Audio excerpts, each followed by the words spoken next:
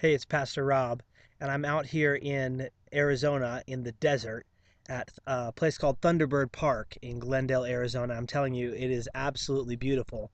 I had to, walking to this table that I'm sitting at, I was worried about all kinds of things like rattlesnakes and stuff like that that I don't normally think about. And I have the privilege of being out here this week to share with my friend Bill Isaacs, who is speaking at a conference in Phoenix. And one of the things that has been happening is he's been introducing me to a lot of different people. And when he introduces me, he says, "This is Rob Deveney." He pastors a church in Akron, Ohio called Discover Life. And one of the things that he says is how successful we are as a church, and we have been at making this church what we want it to be to glorify God. And truthfully, it's made me think about a lot of different things.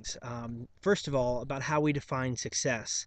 I had a picture in my mind when we started DLC of what we wanted it to be, but my concern and thought has always been about what does God see as success for us? If we stay close to the mission that He put in our hearts, if we truly are willing to win people and spend our life discipling people, I believe that's what defines success. And I want to encourage you today, if you've been thinking about your life and about the things that you're working on, and maybe you're not as impressed as others are at what's going on in your life, or maybe you have never heard anything positive about what you're doing, I want to encourage you that success in God's eyes is defined so much differently than what it is defined in the world.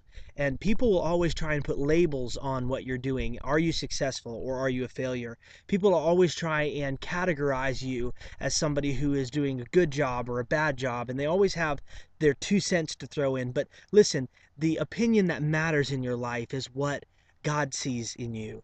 Are you doing things to honor Him? Are you listening to His voice? I will tell you that each day I have to be reminded, and I go to God in prayer and ask Him to remind me that His word, His voice, what He speaks is the most important thing to me. And I know that God looks on our hearts, and I know that He sees our greatest intentions, but I also want Him to be pleased with the efforts that I put in. So I'm telling you today that DLC is a work of the Lord, and what He chooses to do with us is what will define us, not anything that we've decided on our own. I hope that you will look in your own life for God's definition of success, and when He shows you something to do, that you'll put your 100% effort into it. Thanks for talking with me today. Have a great day. God bless.